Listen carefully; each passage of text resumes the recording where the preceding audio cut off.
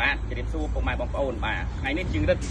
បានមកឆែកការដ្ឋានមួយកន្លែងបងប្អូនបាទដែលក្រុមការងារយើងរឹតបានកំពុងតែសាងសង់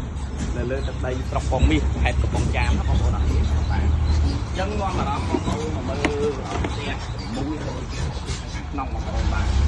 នេះគឺជាផ្នែកខាងមុខបាទបងប្អូនអរគុណបាទជ្រីស្អាតណាបងប្អូនបាទសសរនៅខាងមុខក៏ស្អាតដែរញាក់សាច់បងប្អូនក្បាច់នេះបាទហើយយើងចូលមកដល់ខាងក្នុងនេះគឺជាច្រកចូលបងប្អូនអរគុណនៅខាងលើនោះគឺយើងមានរបងប្រមួយទៀតណាបងប្អូនអរគុណបាទហើយចូលមកដល់ខាងនេះគឺជាទីធ្លាផ្ទះទាំងមូលបងប្អូនកន្លែងគឺជាទីធ្លាទទួលភ្ញៀវបាទយើងមាននៅខាងមុខយើងមាននៅផ្នែកជំទាវបាទយើងមាននៅផ្នែកជំទាវហើយនៅក្នុងផ្ទះគឺយើងមានបន្ទប់គេ2បងប្អូនអរគុណបាទនៅខាងក្នុងបន្ទប់គេយើងមានបន្ទប់ទឹកមួយហើយផ្ទះបាយគឺយើងធ្វើនៅខាងក្រោយផ្ទះបងប្អូនបាទយើងតទៅ3ម៉ែត្រទៀតសម្រាប់ផ្ទះនេះគឺមានទំហំ6គុណនឹង12បងប្អូននឹងផ្ទះបាយនេះគឺ6គុណនឹង15បងប្អូនអរគុណបាទនេះជាបន្ទប់គេងទី1បន្ទប់គេងទី2បាទហើយសំណង់នេះយើងសាងសង់រួចបានប្រហែល 80% ហើយបងប្អូនបាទនៅសល់ 20% ទៀតយើងនឹងសម្រាប់